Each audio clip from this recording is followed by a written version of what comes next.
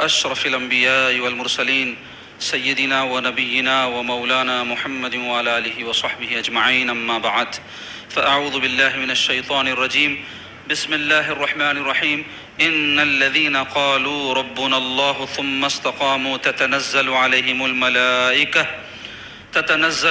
الملائكة ألا تخافوا ولا تحزنوا وأبشروا بالجنة التي كنتم توعدون نحن أولياؤكم في الحياة الدنيا والآخرة. صدق الله مولانا العظيم وصدق رسوله النبي الأمين الكريم. وقال عز وجل في عظمة حبيبه الكريم: إن الله وملائكته يصلون على النبي يا أيها الذين آمنوا صلوا عليه وسلموا تسليما. اللهم صل على سيدنا شفيعنا حبيبنا ونبينا ومولانا محمد وعلى آله وصحبه وبارك وسلم. اللهم صل وسلم وبارك على حال محمد وعلى بسم آله اللہ الرحمن الرحیم. عن ابن عمرو وقیل ابی عمرة سفیان ابن عبد اللہ رضی اللہ تعالی عنہ قال: قلت یا رسول اللہ قل لی فی الاسلام قولا لا اسأل عنہ احدا غیرک. قال صلی اللہ علیہ وسلم: قل آمنت باللہ ثم استقم. اس حدیث پاک کا ترجمہ ہے: ابو عمر یا ابو عمرہ سفیان بن عبداللہ رضی اللہ تعالیٰ عنہ سے مروی ہے، فرماتے ہیں میں نے رسول اللہ صلی اللہ تعالیٰ علیہ وآلہ وسلم سے عرض کیا مجھے دین اسلام کے حوالے سے ایک جامع بات بتا دیجئے جو اس قدر واضح ہو کہ آپ کے بعد کسی سے پوچھنے کی ضرورت نہ رہے. آپ صلی اللہ علیہ وسلم نے ارشاد فرمایا: وہ جامع اور معنی بات یہ ہے کہ تو کہہ دے کہ میں اللہ تعالیٰ پر ایمان لایا، پھر اس پر استقامت اختیار کر لے. یہ حدیث پاک کے راوی سفیان بن عبداللہ ثقفی رضی اللہ عنہ، ثقیف ایک قبیلہ طائف جو مقام مکہ مکرمہ سے 100-150 کلومیٹر کے فاصلے پر وہاں بستا تھا. یہ بڑے جنگجو لوگ تھے. تو یہ سفیان بن عبداللہ حضور پاک علیہ الصلوۃ والسلام پر ایمان لائے، سرکار کے صحابی ہیں.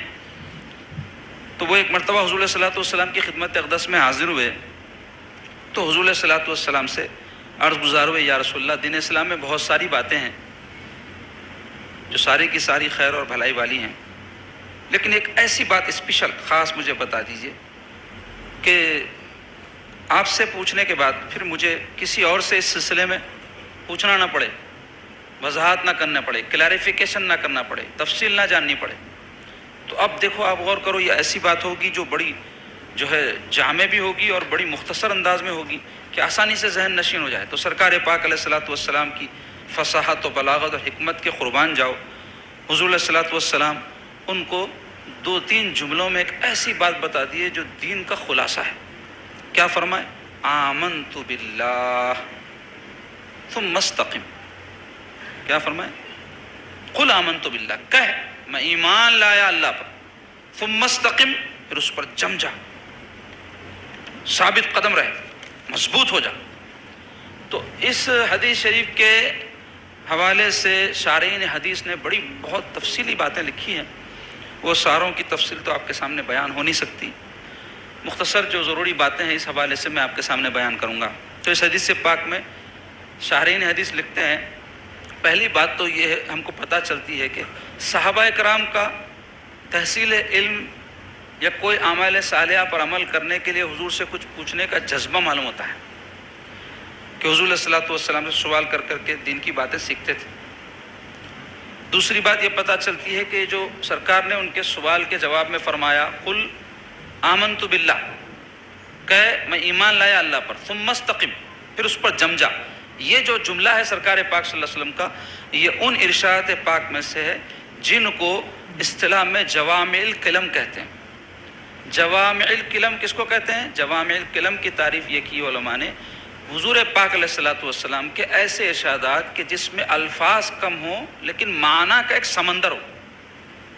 کم سے کم الفاظ میں بات کو سمجھا دینا، مختصر الفاظ میں ایسی جامع بات کہنا، ایسی کمپلیٹ بات کہنا کہ اب اس کی تشریح کر لیتے رہو عمر بھر. آپ تو ایسے جو کلمات سرکار پاک صلی اللہ علیہ وسلم کو، ان تمام کلمات کو بعض علماء نے جمع بھی کیا ہے، بعض محدثین نے فقہاء نے جمع بھی کیا ہے.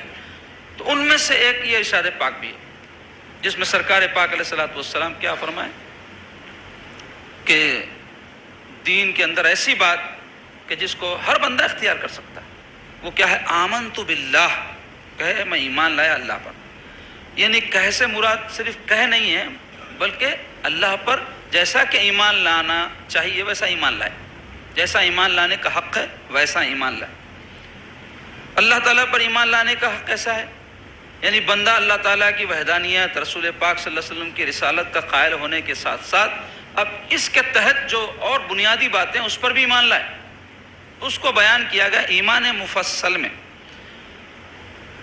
کوئی یہ نہ سمجھے کہ صرف اللہ تبارک و تعالیٰ پر ایمان لانے کا معنی یہ ہے کہ اللہ کو مان لے اور باقی جو ضروریات دین سے متعلق بنیادی باتیں اس کا منکر ہو جائے تو اس کو مسلمان نہیں کہیں گے. مثلا ایک بندہ اللہ تعالیٰ کو مانتا ہے، اللہ ہے، واحد ہے، لا شریک ہے، جو بھی اس کی باتیں توحید سے متعلق مانتا ہے، لیکن رسول اللہ صلی اللہ علیہ وسلم کی رسالت نہیں مان رہا، تو کیا اس کا اللہ پر ایمان لانا کافی ہے؟ ہرگز نہیں. کیوں؟ جب اللہ کو مانتا ہے تو اللہ کے بھیجے ہوئے رسول کو بھی مانے، کیونکہ جب تک ان کو نہیں مانے گا صحیح معنوں میں وہ اللہ کو نہیں مان رہا ہے. تو آمنت باللہ کے ساتھ کیا چیز آ گئی؟ رسول اللہ صلی اللہ علیہ وسلم کی ماننا. اچھا کوئی کہے میں اللہ اور رسول کو تو مانتا ہوں، لیکن رسول اللہ صلی اللہ علیہ وسلم نے جو مجھے تاکید کی ہے کہ آخرت کے اوپر ایمان لاؤں، میں نہیں لاؤں گا معاذ اللہ، تو کیا آپ اس کو مسلمان مانیں گے؟ ہرگز نہیں مانیں گے. آپ کہیں گے کہ آخرت ایک بنیادی عقیدہ ہے اسلام کا، اس کو اگر ہٹا دو تو پھر نیکی نہیں رہتی، بدی نہیں رہتی. کیوں؟ کوئی آدمی نیکی کرتا ہے تو کیوں کرتا ہے؟ کہ اس کو کچھ اجر ملے گا، بدلہ ملے گا. کب؟ کہاں؟ ہر چیز کا بدلہ دنیا میں تو ملتا نہیں. تو اگر آپ آخرت کو ہٹا دیں گے تو پھر گیا معاملہ سو کہ نیکی کا بدلہ کہاں ملے گا. تو نیکی کا آخری نتیجہ کیا ہے؟ جنت ہے. بدیوں اور کفر کا آخری نتیجہ جہنم ہے. تو پھر آخرت ہی اگر آپ نہ مانیں تو نہ جنت کو مانیں گے نہ جہنم کو مانیں گے. تو پھر دنیا میں آپ جو نیکی سمجھ کے کسی عمل کو عمل میں لا رہے ہیں تو وہ آپ کو جو ہے کیا فائدہ دے گا؟ کیوں انسان نماز پڑھے، کیوں روزہ رکھے، کیوں اللہ تعالیٰ کی اطاعت کرے، کیوں برائیوں سے بچے، کیوں بد اخلاقیوں سے بچے، کیوں شر اور فساد سے بچے؟ تو کہیں گے نہیں بھائی اللہ تعالیٰ راضی ہوں گے. تو کیا ہوگا اس کے نتیجے میں؟ اللہ تعالیٰ راضی ہوں گے تو جنت دیں گے. تو جنت کہاں ہے؟ مرنے کے بعد ہے. تو آخرت کو نہیں مان رہے ہیں تو پھر وہاں جنت ہے نا دوزخ ہے. تو کیا آمنت باللہ ورسولہ کافی ہو جائے گا؟ تو معلوم ہوا آخرت. تو اس لیے ایمان مفصل میں وہ بنیادی باتیں جن کا ماننا ایک مسلمان کے لیے ضروری ہے بیان کر دی گئی. وہ کیا ہے؟ آمنت باللہ وملائکتہ وکتبہ ورسلہ والیوم الآخر والقدر خیرہ وشرہ من اللہ تعالی والبعث بعد الموت. کیا کیا ماننا ہے؟ آمنت باللہ، ایمان لایا میں اللہ پر، وملائکتہ، اور فرشتوں پر ایمان لایا، وکتبہ، اور تمام کتابوں پر جو اللہ نے اپنے رسولوں اور نبیوں پر نازل کی اس پر ایمان لایا. آمنت باللہ وملائکتہ وکتبہ ورسلہ، تمام رسولوں پر ایمان لایا، والیوم الآخر، آخرت کے دن پر ایمان لایا، قیامت کے دن پر کہ ضرور ہوگا. تو کتنی چیز ہو گئی؟ 5. آمنت باللہ وملائکتہ وکتبہ ورسلہ والیوم الآخر والقدر خیرہ وشرہ من اللہ تعالی، اور تقدیر کا اچھا اور برا جو کچھ ہے اللہ تعالیٰ کی طرف سے، والبعث بعد الموت، اور مرنے کے بعد دوبارہ اٹھائے جانے پر.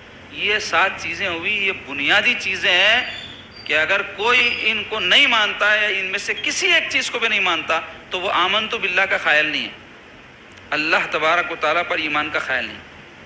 تو کیا سرکار حکم فرما رہے ہیں؟ قل آمنت باللہ، کہے میں ایمان لایا اللہ پر، مطلب اس کے تحت یہ ساری باتوں پر، ثم استقم، پھر اس پر جم جا. کیونکہ اب کوئی اللہ پر ایمان لایا ہے تو لازمی بات ہے کہ اس کو تکلیف اٹھانی پڑے گی. کیوں؟ جو لوگ اللہ پر ایمان نہیں رکھتے وہ اس کو تانا دیتے ہیں، اس کو ستاتے ہیں، کئی موقعوں پر مخالفت کی بھی نوبت آتی ہے، اذیتیں پہنچاتے ہیں، تکالیف دیتے ہیں، تو اس کو برداشت کرنا پڑے گا. تو یہ جو استقامت ہے یہ صرف جو ہے ایمان سے متعلق نہیں ہے، بلکہ استقامت ہر قدم پر مومن کے لیے لازمی اور ضروری ہے. اس کی زندگی کا ایک حصہ ہوتا ہے، دینی امور میں بھی ہوتا ہے، دنیاوی امور میں بھی ہوتا ہے استقامت کا معاملہ. اس کی تفصیل آپ کے سامنے بیان کرتا ہوں. استقامت کی قسمیں علماء نے بیان کی ہے. ایک قسم کا تعلق تو ہے عقائد سے، جیسے اللہ تعالیٰ کو ایک مانے، رسولوں کو مانے، کتابوں کو جو چیزیں بھی میں نے بیان کی ایمان مفصل میں، اس کو ماننے کے بعد اس پر جمے رہنا. کوئی اگر ناموافق حالات پیدا ہو، کوئی تکلیف پہنچے، کوئی جو ہے ناپسندیدہ بات دین اور ایمان کے بارے میں آپ کو پہنچتی ہے تو آپ کا جو عقیدہ ہے وہ متزلزل نہ ہو، آپ شیک نہ ہو، آپ ہلے نہیں، ثابت قدم رہیں، جمے رہیں۔ اس کے لیے بہترین نمونہ صحابہ اکرام کی اور اہل بیت اطہار کی زندگیاں ہیں جو ہمارے سامنے ہیں۔ جب وہ لا الہ الا اللہ محمد رسول اللہ کے قائل ہوئے، اسلام کے جو بنیادی عقائد ہے جب ان کے سامنے پیش کیے گئے، انہوں نے اس کو قبول کیا تو اس پر ان کو اذیتیں دی گئی، تکالیف پہنچائی گئی۔ مکی زندگی آپ اٹھا کر پڑھو، کیسا جو ہے کفار مکہ ان کو ستائے، ان کو ایذائیں دیے۔ حضرت بلال حبشی رضی اللہ عنہ ہے، حضرت جو ہے بی بی سمیہ ہے، بی بی نہدیہ ہے، حضرت عمار ابن یاسر ہے، ان کے والد حضرت یاسر ہے، اور اس طرح بہت سارے صحابہ جو غریب تھے وہ تو بہت زیادہ ہی اذیتیں اٹھائے، اور اچھے خاصے جو کھاتے پیتے صحابہ تھے ان کو بھی ستایا گیا۔ حضرت عثمان بن عفان رضی اللہ عنہ سرکار پاک صلی اللہ علیہ وسلم کے جو ہے داماد بھی ہیں اور تیسرے خلیفہ ہیں مسلمانوں کے، وہ جب اسلام قبول کیے دولت مند تھے، بزنس مین تھے، اس کے باوجود ان کا چچا ان کو بن کے مارتا تھا رسیوں سے، ایذائیں پہنچاتا تھا، تکلیف دیتا تھا۔ حضرت ابوبکر صدیق رضی اللہ عنہ بڑے معتبر تھے مکے میں، لوگ اپنے جھگڑوں کے فیصلے کروانے کے لیے ان کے پاس آتے تھے، ان کا قبیلہ بڑا معزز سمجھا جاتا تھا، ان کی شخصیت بڑی معتبر اور معزز سمجھی جاتی تھی۔ جب وہ لا الہ الا اللہ محمد رسول اللہ کے قائل ہو گئے تو کفار جو ہے ان کے ساتھ دست درازیاں کرنے لگے، بدتمیزیاں کرنے لگے۔ سب سے بڑھ کر کے تو ہمارے آقا علیہ الصلوۃ والسلام رحمت للعالمین سید الانبیاء محبوب خدا، وہ آقا کو کیسے کیسے ستایا گیا، کیسی کیسی تکالیف دی گئی، کیا کیا ایذائیں پہنچائی گئی۔ آپ سیرت اٹھا کے پڑھو، قرآن میں بھی موجود ہے، احادیث میں موجود ہے، سیرت میں موجود ہے، تمام معتبر مستند کتب میں یہ سارے واقعات آپ کو ملیں گے۔ تو یہ کیوں تھا؟ ان کے عقائد کی وجہ سے تھا۔ وہاں نماز کی مخالفت نہیں ہو رہی تھی، کیونکہ نماز تو اعلان نبوت کے 12ویں سال فرض ہوئی، تو پھر سرکار پاک علیہ الصلوۃ والسلام کی دعوت دین کے کام کا آغاز تو جو ہے اعلان نبوت کے 3 سال سے ہو گیا تھا۔ عام دعوت کا آغاز 3 سال بعد ہوا۔ 3 سال تک مخفی دعوت سرکار پاک صلی اللہ علیہ وسلم دیتے رہے صحابہ کو۔ 3 سال کے بعد جب حکم ہوا کہ آپ عام طور پہ لوگوں کو دین کی طرف بلائیے، وَأَنذِرْ عَشِيرَتَكَ الْأَقْرَبِينَ پہلا حکم تھا، اپنے قریبی رشتہ داروں کو آپ ڈرائیے اللہ کے عذاب سے۔ اس کے بعد حکم ہوا کہ سارے کے سارے عوام کو آپ ڈرائیے، تو کفار سختیاں شروع کر دیے، ایذائیں پہنچائے۔ تو یہ سلسلہ جو ہے ہجرت کرنے تک چلتا رہا، جو تقریباً جو ہے 10 سال کا عرصہ ہے۔ تو یہ معمولی عرصہ نہیں، 1 دن کا 2 دن کا۔ تو کس بات کی تکلیف تھی ان لوگوں کو؟ صرف عقائد کے بارے میں تکلیف تھی۔ سرکار پاک علیہ الصلوۃ والسلام بت پرستی سے روکتے تھے ان کو، حضور پاک علیہ الصلوۃ والسلام شرک سے روکتے تھے ان کو، تو یہ کفر سے روکتے تھے ان کو، بدعقیدیوں سے روکتے تھے ان کو، تو یہ چیز ان کو بری دکھتی تھی اور دشمن ہو گئے اللہ کے رسول صلی اللہ علیہ وسلم صحابہ اکرام کے۔ تو یہ سلسلہ چلتا رہا، تو عقائد کے اوپر استقامت۔ اس کے بعد باری آتی ہے اقوال پہ استقامت۔ اقوال پہ استقامت کیا ہے؟ لا الہ الا اللہ محمد رسول اللہ ایک ہوتا ہے اعتقاد رکھ لینا، اس کا علل اعلان جو ہے آپ سب کے سامنے اظہار کریں، تو اس کے بعد لوگ دشمن ہو جاتے جو اس کے قائل نہیں ہے، نفرت ہو جاتی۔ جیسا کہ آج دیکھیں آپ ہمارے ملک میں جو امن و امان کا ماحول تھا صدیوں سے، اس کو برباد کیا جا رہا ہے کہ اذان کی مخالفت ہو رہی ہے اور کلمہ شہادت کی مخالفت ہو رہی ہے، اللہ اس کے رسول کے نام لینے سے روکا جا رہا ہے۔ کیوں؟ تکلیف ہے ان کو، اذیت پہنچ رہی ہے ان کو، ان کے عقیدے کے خلاف ہے یہ بات، کیونکہ وہ کئی معبودوں کے ماننے والے ہیں اور مسلمان ساری دنیا جانتی ہے ایک معبود اللہ تعالیٰ کو مانتا ہے، تو جس کی وجہ سے ان لوگوں کو تکلیف ہو رہی ہے کہ بھئی ہمارے کئی معبود ہیں، ان کی ہم بڑائی کس انداز سے بیان کریں، ان کو خود معلوم نہیں ہے، کیونکہ کوئی کسی معبود کو ماننے والا ہے، کوئی کسی معبود کو ماننے والا ہے، کوئی کسی کو بڑا بولتا ہے، کوئی کسی کو بڑا بولتا ہے، تو یہ خود کسی ایک چیز پر متفق نہیں ہے۔ تو جب کوشش کی جا رہی ہے کہ کسی ایک معبود پر ان کو لے کر آئیں، بہت زور و شور سے اس بارے میں کوشش کی جا رہی ہے، کیونکہ نارتھ انڈیا والوں کے معبود الگ ہیں، ساؤتھ انڈیا والوں کے الگ ہیں، ایسٹ والوں کے الگ ہیں، ویسٹ والوں کے الگ ہیں، تو اس واسطے ان کو سمجھ میں نہیں آ رہا۔ تو انہوں کیا چاہ رہے ہیں؟ سارے مسلمانوں کی دشمنی پر ان کو اکٹھا کیا جائے، مسلمانوں کی نفرت پر ان کو ایک کیا جائے، کیونکہ جانتے ہیں کہ الگ الگ خدا ہیں ان کے اور ایک خدا پہ ان کو جمع نہیں کر سکتے۔ تو مختصر یہ نفرت کا ماحول پیدا کیا جا رہا ہے۔ تو آپ سوچو کہ اس زمانے میں کیا حال تھا ہوگا۔ تو قول کے اوپر استقامت، لا الہ الا اللہ کہا، بس کہا۔ حضرت بلال حبشی رضی اللہ عنہ کو جب ایذائیں دی جاتی تھی، رسی گلے میں باندھ کر ان کو کھینچا جاتا تھا، تو ویسے وقت میں کافر کہتے تھے کہ لا الہ الا اللہ کہنا چھوڑ دے، تو آپ کہتے تھے احد احد، اللہ ایک ہے ایک ہے ایک ہے۔ تو یہ خول میں استقامت تھی کہ لاکھ ایذائیں پہنچانے کے بعد بھی حق سے ہٹے نہیں، وہی کلمے پہ قائم ہے۔ اب تیسری صورت ہے استقامت کی، اعمال میں استقامت۔ اعمال میں بہت ساری چیزیں ہیں، عبادت میں استقامت۔ اعمال، عبادت کیا ہے؟ عمل ہے، یعنی نماز، روزہ، زکوٰۃ، حج، اس کے اوپر جمے رہنا۔ تو میں یہ بات اب کیوں کہہ رہا ہوں آپ کو، میں اس طرف آپ کو لے جاتا ہوں ذہن کو آپ کے۔ رمضان شریف تشریف لائے تھے، لوگ جو بے نمازی تھے کئی نمازاں پڑھ لیے، بے روزے دار روزے رکھ لیے، کئی لوگ جو دوسرے نیکیاں عبادتیں کرنے کے جو ہے طرف نہیں جاتے تھے رمضان شریف کی وجہ سے کر لیے۔ اب رمضان شریف ختم ہوتے ہی کئی ایسے لوگ ہیں جو سب چھوڑ دے رہے ہیں، یا پھر تھوڑے دن کے بعد چھوڑ دیتے۔ تو یہ عدم استقامت ہے۔ استقامت کیا ہے کہ جو چیزیں رمضان شریف میں آپ کیے ہیں، فرض تھے روزے رمضان کے رکھے، لازم تھے وہ، تو کوئی چھوڑتا تو گناہگار ہو جاتا۔ نفل روزے ہم کو رکھنا چاہیے رمضان کے بعد بھی، یا کم سے کم سنت جو روزے ہیں، کوئی موقع آ جائے، شب برات کا موقع آتا ہے، محرم کا موقع آتا ہے، ذی الحجہ آئے گا تو اس کے جو روزے ہیں سنت ہیں، بڑی فضیلت ہیں، اس رکھنے کی کوشش کرنی چاہیے۔ تو استقامت اس کو کہتے ہیں۔ ایسی 5 وقتہ نمازیں تو فرض ہے ہر مسلمان پہ، رمضان ہو کہ غیر رمضان ہو، آخری سانس تک ایک مسلمان کو نماز پڑھنا ہے، صحت مند ہو کہ بیمار ہو، جنگ میں ہو کہ گھر میں ہو، آرام میں ہو کہ تکلیف میں ہو، کسی حال میں ایک مسلمان کو نماز پڑھنا ہے 5 وقتہ۔ تو رمضان گزرنے کے بعد کیا نمازیں ختم ہو گئی؟ ہرگز نہیں۔ تو استقامت کیا ہے؟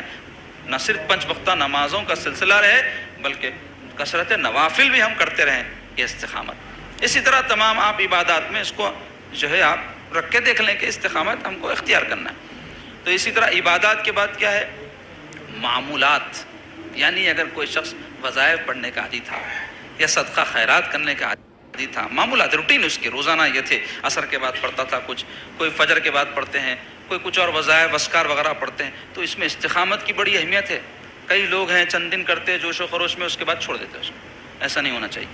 تھوڑا ہی پڑھو آپ جتنا ہمت ہے، لیکن ہمیشہ پڑھتے رہو، کیونکہ رسول اللہ صلی اللہ علیہ وسلم کی سنت ہے کہ حضور کسی بھی عمل کو شروع فرماتے تو مداومت فرماتے، مداومت بول تو ہمیشہ اس پہ عمل کرتے۔ اس لیے بزرگان دین کیا بولے کہ تہجد کے لیے اگر اٹھو، اگر تم 12 رکعت نہیں پڑھ سکتے کوئی بات نہیں، 2 رکعت اگر پڑھ سکتے 2 رکعت پڑھو، وہ 2 رکعت روزانہ پڑھو۔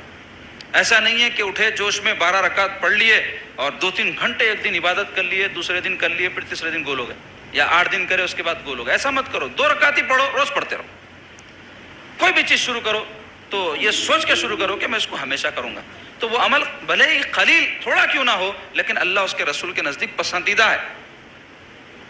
تو اس میں کیا ہے؟ افراط و تفریط نہیں ہونا، بہت زیادہ بھی نہیں کرنا، بالکل چھوڑ بھی دے رہا ہے ایسا بھی نہیں کرنا۔ کوئی بھی چیز اعتدال دین میں ہمارے بڑی اہمیت رکھتا ہے، کیونکہ ہم امت وسط ہے، یعنی اعتدال والی امت ہے۔ وَكَذَلِكَ جَعَلْنَاكُمْ أُمَّةً وَسَطًا، قرآن میں اللہ تعالیٰ فرماتے ہیں اس طرح ہم نے تم کو امت وسط بنایا ہے۔ تو اس کی تفسیر میں مفسرین لکھتے ہیں امت وسط کسے کہتے ہیں؟ افراط اور تفریط سے پاک، عقائد میں، اعمال میں، معاملات میں۔ تو معمولات کو جاری رکھنا۔ دوسرے معاملات، معاملات کسے ہوتے ہیں؟ لوگوں کے ساتھ آپ کی ڈیلنگ، اس میں بھی استقامت ہے۔ کسی کے ساتھ آپ وعدہ کریں کسی کاروباری معاملے میں تو اس کے اوپر آپ جمے رہیں، ثابت قدم رہیں، پیچھے نہ ہٹا، سچائی سے کام لیں، بھلے ہی آپ کو تکلیف اٹھانا پڑے۔ وعدہ پورا کرنے میں بھلے ہی آپ کو نقصان محسوس ہو رہا ہے، ہو جانے دیں، اللہ تعالیٰ بدل کر دے گا، اس سے بہتر دے گا، یہاں نہیں دے گا تو آخرت میں دے گا۔ تو ایسا ہمارا جو ہے تمام معاملات میں استقامت کا معاملہ ہونا چاہیے، لیکن ہم دیکھتے ہیں کہ لوگ ایسا نہیں کرتے۔ اسی طرح استقامت جو ہے اخلاقیات میں ہوتی ہے کہ آدمی اچھی خصلتوں کے اوپر جمع رہے۔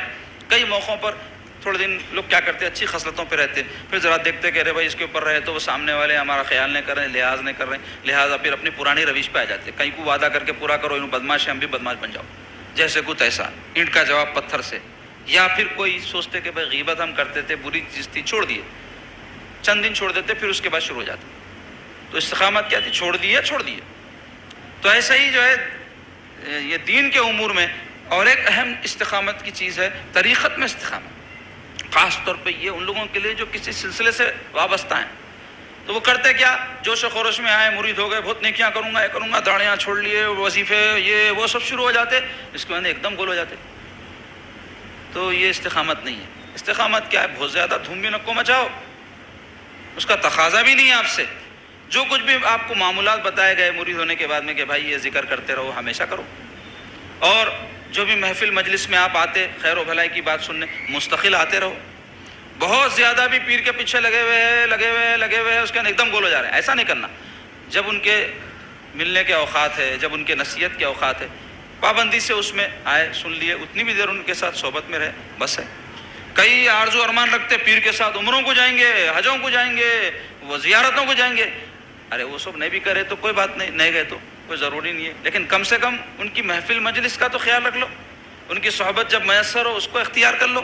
جو وظائف ذکر بتا دیے گئے، جو سالانہ ماہانہ ہفتہ واری جو نظم رہتا ہے اس میں پابندی سے شرکت کر لو. نہیں کرتے.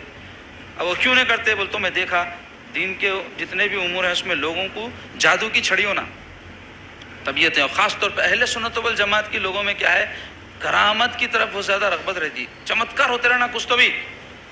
استقامت کرامت سے بھی بڑھ کے ہے. بزرگان دین بولے الاستقامت فوق الکرامت. استقامت یعنی دین کے اندر جمے رہنا، ہمیشہ اس کام کو انجام دیتے رہنا. کیوں؟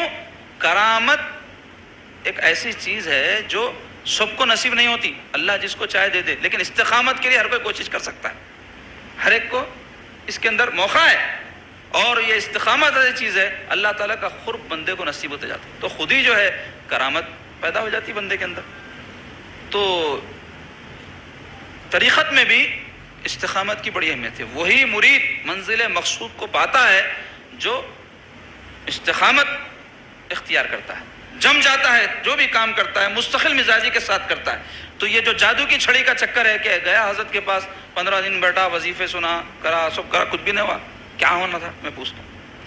چمتکار چاہتے تھے، چمتکار کے واسطے مت جاؤ اللہ والوں کی صحبتوں میں، اپنی اصلاح کے لیے جاؤ. اور ہمیشہ انسان کو اصلاح کی ضرورت ہے، اور اصلاح ہوتی رہتی، قلب تمہارا روشن ہوتے رہتا اور تمہاری روحانی ترقی ہوتی رہتی. چونکہ ہر مرید اس بات کا اہل نہیں رہتا کہ اپنی روحانی ترقی کو پہچان سکے یا اس کو جان سکے یا اس کا اندازہ کر سکے. یہ کام مرشد کا ہے. مرید جو کوشش کرتا نا کہ میری روحانی ترقی ہوئی نہیں، کیسا معلوم ہونا میرے کو، تو انہیں سمجھتا کچھ بھی چمتکار ہونا، تو وہ نہیں ہوا تو انہیں سمجھتا روحانی ترقی نہیں ہو رہی. ارے اگر ہم خدا اس کے رسول کے فرما بردار بن جائیں، اس سے بڑی کوئی کرامت ہے یہ ہمارے لیے. ایک بزرگ کے پاس ایک صاحب آئے، ان کی بہت تعریف سنے تھے کہ بہت بڑی بزرگ شخصیت ہے اور بڑے کرامات ان سے ظہور میں آتے ہیں اور بڑے چمتکاری بزرگ ہیں. تو ان کی خدمت میں آئے، یہ ارادہ کر کے آئے کہ حضرت کی کوئی کرامت آنکھ سے دیکھا تو مرید ہو جاتا. تو شرط رکھ کے آئے تھے انہوں ذہن میں، حالانکہ ایسی شرط نہیں رکھنا چاہیے. بہرحال ایک لوگوں کا ایک خود ساختہ اعتقاد رہتا، میں دیکھا تو وہ ان کا بھی ویسی اعتقاد تھا کہ حضرت کی کوئی کرامت آنکھ سے دیکھا تو مرید ہوتا ہوں. وہ سنا لوگوں سے، میں دیکھوں گا تو ہوتا ہوں. پہنچ گئے حضرت کے پاس، تو 8 دن تک ان کی خانقاہ میں رہے.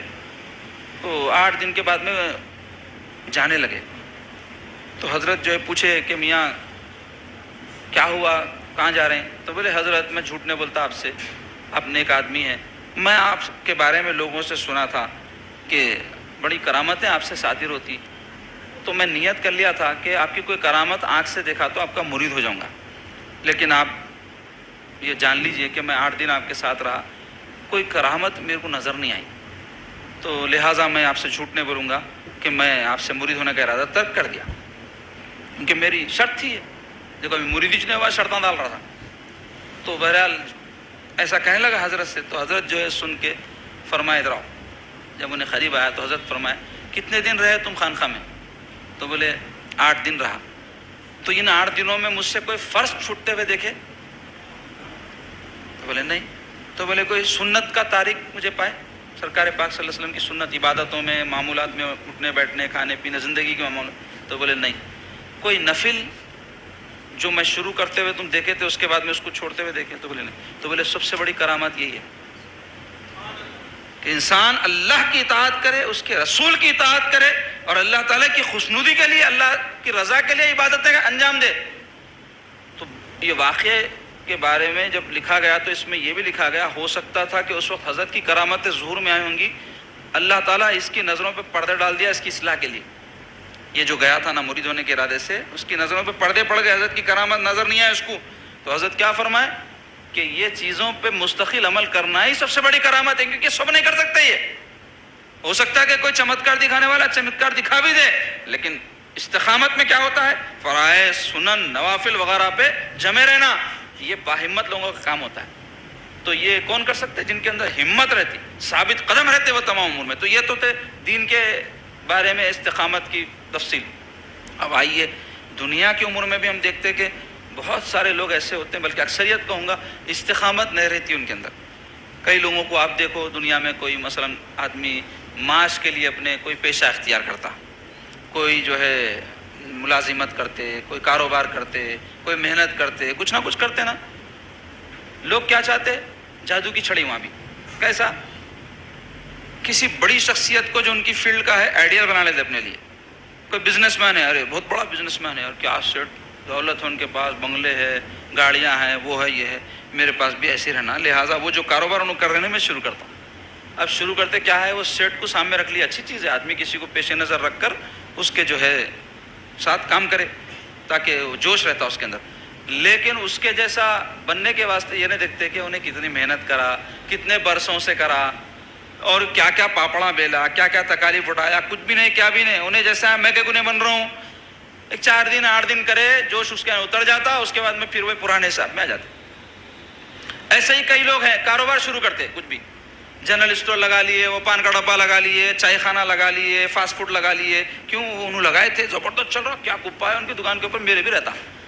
ضروری نہیں ہے. کاروبار کہتے ہیں اس کو کہ جس میں اونچ نیچ رہتی، کئی قسم کے مسائل رہتے، اور اگر کوئی سمجھدار، تجربے کار، محنتی شخص رہا تو انہیں کیا کرتا ہے، یہ سب مسائل کو حل کرتا کرتا کرتا محنت کرتا، تو ایک وقت کے بعد میں اس کا کاروبار جمتا.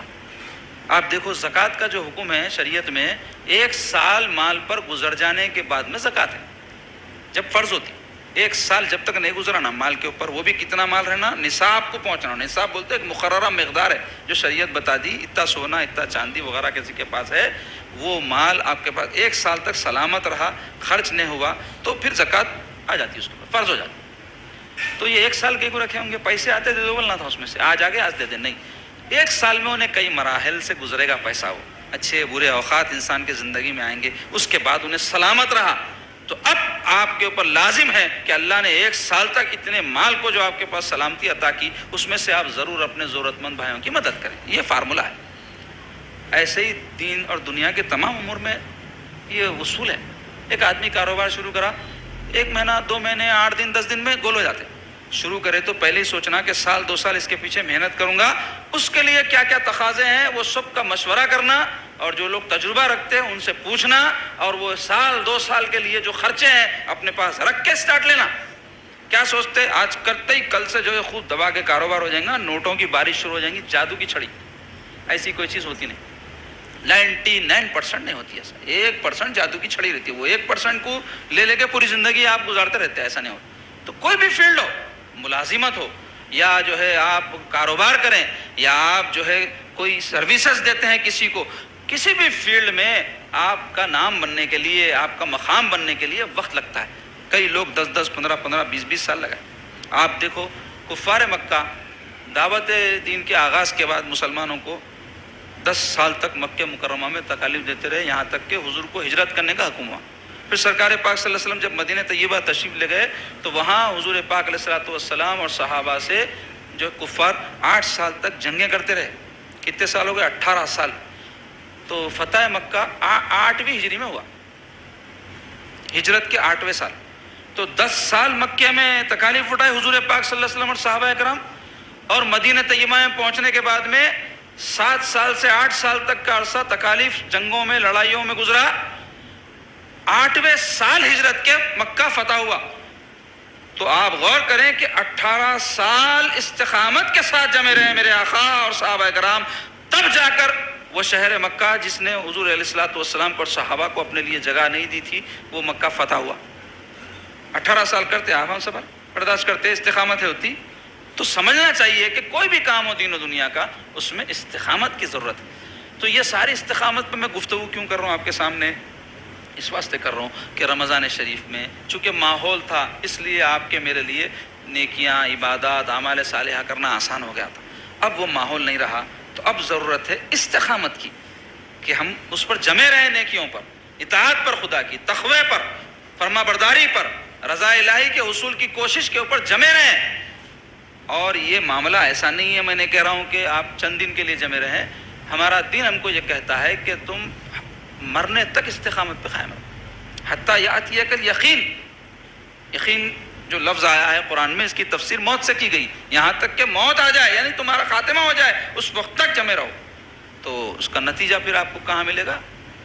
آخرت میں ملے گا. کیونکہ مومن ہر چیز کا جو ہے رزلٹ اور ہر چیز کا نفع دنیا ہی میں نہیں چاہتا. کئی چیزیں ایسی ہے، کئی چیزوں کا اجر ایسا ہے جو دنیا محدود جگہ ہے آپ کو مل نہیں سکتا. آپ کو جنت ہی میں مل سکتا کیونکہ وہ لامحدود جگہ ہے. وہاں کی جو نعمتیں، وہاں کی جو وسعت ہے وہ دنیا میں نہیں آ سکتی. اس واسطے ہر چیز کا دنیا میں بدل مت چاہو. تو عزیزو، آج کی حدیث پاک کے حوالے سے آخر میں یہی کہوں گا کہ دین کے کوئی کام ہو آپ کے یا دنیا کے کوئی کام ہو، ثابت قدمی کے ساتھ، میانہ روی کے ساتھ، توسط کے ساتھ، مداومت کے ساتھ اس کو انجام دو. یہی ہمارے دین کی اسپرٹ ہے. آج آپ دیکھو نوجوان ہمارے جلدی امیر بننے کے چکر میں، جلدی ترقی کرنے کے چکر میں شارٹ راستے اختیار کر کے کیا کرتے؟ کئی غلط طریقوں پہ چلے جاتے، حرام کاموں میں مبتلا ہو جاتے، یا جو ہے کوئی ایسا غلط کام کر دیتے، ٹھوکر کھا جاتے تو سانپ سیڑھی کا حساب ہو جاتا. اچھا خاصا اوپر پہنچ گئے تھے، وہ سانپ ڈسا تو وہ بچے کھیلتے نہیں، سیدھا دم کے پاس آ جاتے، ویسا حشر ہو جاتا. کئی لوگ حماقتوں کی وجہ سے، اپنے استقامت نہیں ہونے کی وجہ سے نقصان اٹھاتے. تو میانہ روی کے ساتھ اور ایک متوسط رفتار کے ساتھ انسان اپنی زندگی میں جب کوئی کام کرتا ہے، چاہے دین کا کوئی کام ہو چاہے دنیا کا کام ہو، اس میں پختگی رہتی اور نتیجہ اس کا ہمیشہ اچھا رہتا. تو ہم کو چاہیے کہ ہم اپنے تمام امور میں استقامت سے کام لیں. اللہ تعالی ہم سب کو نیک توفیق عطا فرمائے اور ہم کو جو ہے استقامت نصیب فرمائے، اور جلد بازی سے اور جادو کی چھڑی کی آرزو سے اللہ ہم کو محفوظ رکھے.